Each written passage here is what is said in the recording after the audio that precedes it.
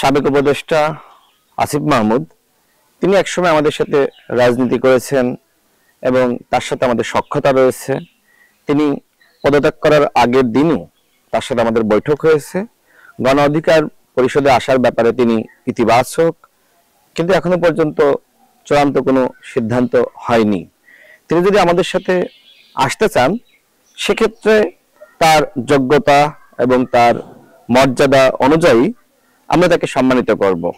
আন্দোলন সংগ্রামে তিনি ভূমিকা রেখেছেন, বিশেষ করে গণ অভ্যুত্থানের তিনি নায়ক। তিনি চাইলে যে কোনো দলে যোগদান করতে পারেন অথবা নিজে নতুন দলও গঠন করতে পারেন, সেই স্বাধীনতা তার রয়েছে। যেহেতু আমরা একসাথে রাজনীতি করেছি এবং আমাদের সাথে তার সখ্যতা রয়েছে, সেক্ষেত্রে গণ অধিকার পরিষদে আসলে আমি মনে করি যে তার জন্য ভালো হবে।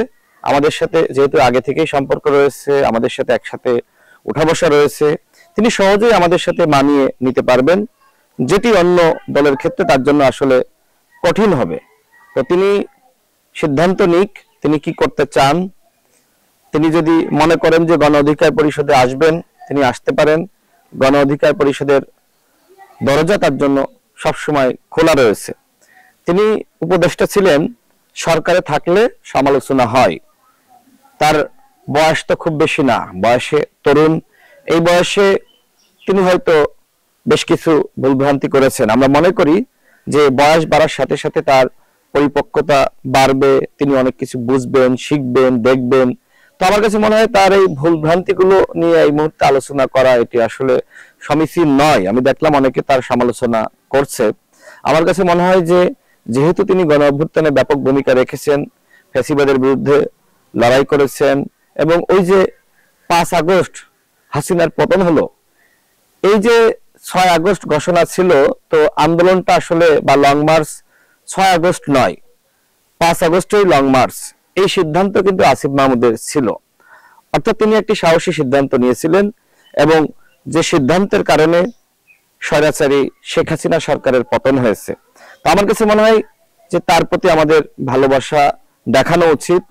তিনি সরকারে গিয়েছিলেন, ওই সময় অনেকে তাকে পরামর্শ দিয়েছিল যে আসলে এই গণ অভ্যুত্থানের নায়কদের সরকারে না গিয়ে রাষ্ট্রকে দিক নির্দেশনা দেওয়া, যারা সরকারে বসবে তাদেরকে পরামর্শ দেওয়া, এবং বিপ্লবের যে চেতনা সেটির ভিত্তিতে রাষ্ট্র পরিচালনা করা। আবার কেউ কেউ হয়তো পরামর্শ দিয়েছিল যে জুলাই গণ অভ্যুত্থানের পাহারাদার হিসেবে সরকারে যাওয়া মনে হয় তাদের জন্য ভালো হবে। তো যাই হোক, যেটি হয়েছে, এখন মনে হয় তিনি নতুন জীবনে প্রবেশ করতে চাচ্ছেন। আমার কাছে মনে হয় সবার উচিত তার এই নতুন জীবনে শুভকামনা জানানো। আমি তাকে শুভকামনা জানাই। তিনি যে নতুন অধ্যায়ে প্রবেশ করছেন, এটি চ্যালেঞ্জিং। নানান জায়গা থেকে নানান ধরনের সমালোচনা আলোচনা আসবে, তারপরে আমি তাকে শুভকামনা জানাই। আমি আশা করি তার ভুলগুলো তিনি শুধরে নেবেন এবং নতুন রাজনৈতিক পথ চলায় তিনি তার যে সাহসিকতা, তার যে বলিষ্ঠতা, এবং তিনি যেভাবে ফ্যাসিবাদের বিরুদ্ধে লড়াই করেছেন, এই সংগ্রাম তিনি সবসময় জারি রাখবেন।